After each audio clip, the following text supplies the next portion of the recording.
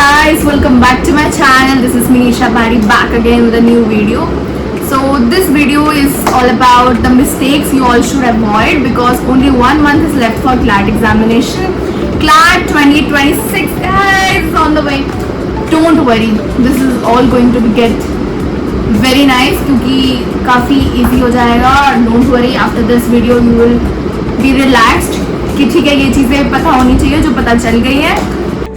Guys, only 1 month left for the CLAT. Only 1 month. हमने अभी तक सब कुछ ट्राई कर लिया, लाइक नोट्स भी लिख लिए और पेन्स ख़त्म हो गए हैं अब, और स्ट्रेस तो बहुत हाई लेवल में जा चुका है. भाई सुनो, अभी नोट्स बनाना मत शुरू करना क्योंकि अभी 1 मंथ ही बचे हैं और 1 मंथ में आपको रिवाइज करने की जरूरत है, ना कि नोट्स बनाने की. हर साल ना कुछ ऐसे क्लैट एस्पिरेंट्स होते हैं जो सोचते हैं from today I will study 12 hours and start fresh, revise everything and उसमें से कहीं ना कहीं अपने साल में मैं भी थी कि अब तो मैं पूरा 12 घंटे पढ़ूंगी. Guys, it is not possible. तू भगवान नहीं है, ये कोई नेटफ्लिक्स का न्यू सीरीज नहीं चल रहा है, ये फिनाले चल रहा है. So don't start anything new. Do what you have been doing from the time you have been preparing. Second one is ignoring mocks. मुझे मॉक से एंजाइटी होती है. I used to be that student कि अरे मुझे mock नहीं देना, मुझे ये नहीं करना, बट कैसे तैसे I gave around 100 to 120 mocks. अगर तुम्हें मॉक से एंजाइटी होगी तो तुम्हें बाद में क्लैट से भी एंजाइटी होगी. Mocks hurt but they are like reality check. थोड़ा हर्ट होगा but full progress.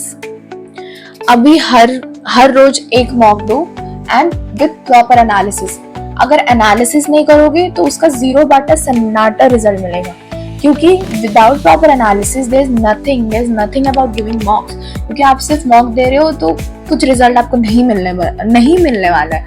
The analysis is the real OG one because analysis से ही आपको अपनी खामियां पता चलेंगी या फिर आपके मिस्टेक्स पता चलेंगे या फिर आपके स्ट्रॉन्ग सेक्शन भी उसी से पता चलते हैं. Third one is ignoring revision. तेरा जीके 3 महीना पुराना है. लॉजिकल रीजनिंग का लॉजिक भूल गया है, हाफ रिमेम्बर्ड है. इंग्लिश का रूल्स तुझे याद नहीं और तू बोलता है मैनेज. लास्ट मंथ का focus is revision revision and revision. GK के टॉप 6 मंथ रिवाइज करो. Is like CLAT is from 1.5 years कि आपको 1.5 year बैक के जीके पढ़ने चाहिए, but the most important ones are the one back from 6 months. मीन्स जो आपके 6 महीने तक अभी तक जो भी हुआ होगा, that is the most important GK. So जैसे अगर आपका क्लैट दिसंबर में हो रहा है तो आपको एटलीस्ट फ्रॉम मार्च और फरवरी से जीके आपको याद होना चाहिए. तो रिवाइज दैट जीके.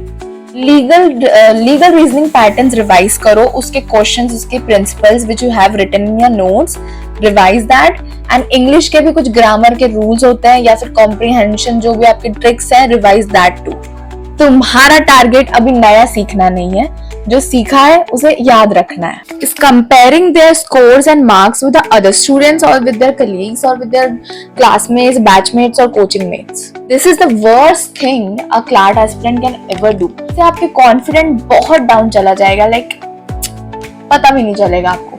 आपके मार्क्स इंक्रीज होंगे फ्रॉम 72 to 82, बट आपके इम्प्रूवमेंट से आप अपने मिस्टेक्स को जानोगे तो.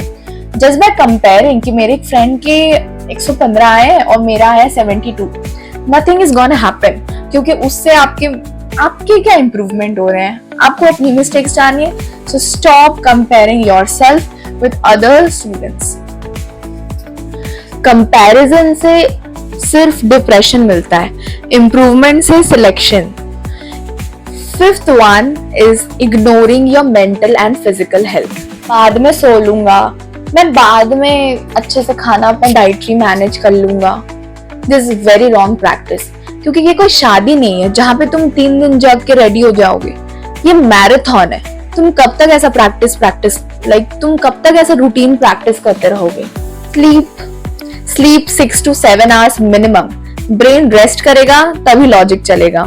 तुम अगर सोओगे नहीं, तुम अगर अपने मेंटल हेल्थ या फिर फिजिकल हेल्थ की ध्यान ही नहीं रखोगे, how will you focus on the main OG day, the main CLAT D day.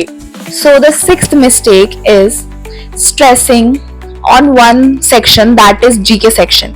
Guys, बहुत सारे स्टूडेंट्स होते हैं जो क्लैट एस्पिरेंट्स होते हैं जो सिर्फ जीके सेक्शन को बहुत ज्यादा फोकस करते हैं और बहुत ज्यादा इंपॉर्टेंस देते हैं. वैसा नहीं होना चाहिए, बिकॉज अगर आप सिर्फ जीके में ही इंपॉर्टेंस दे रहे हैं, GK is very unpredictable.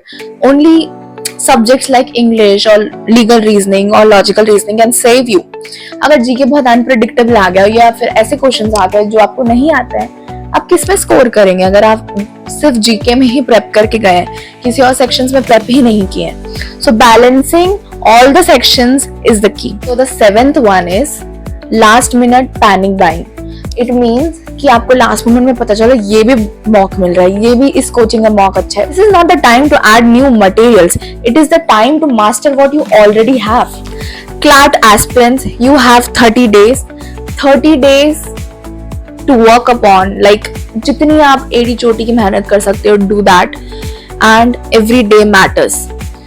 Chill भी मत करो बट पैनिक भी मत करो, स्मार्ट वर्क करो. Revise everything what you already have. Sleep well, stay healthy, sleep complete करो and stop comparing. Now stop watching YouTube, go and जाओ मॉक दो अभी.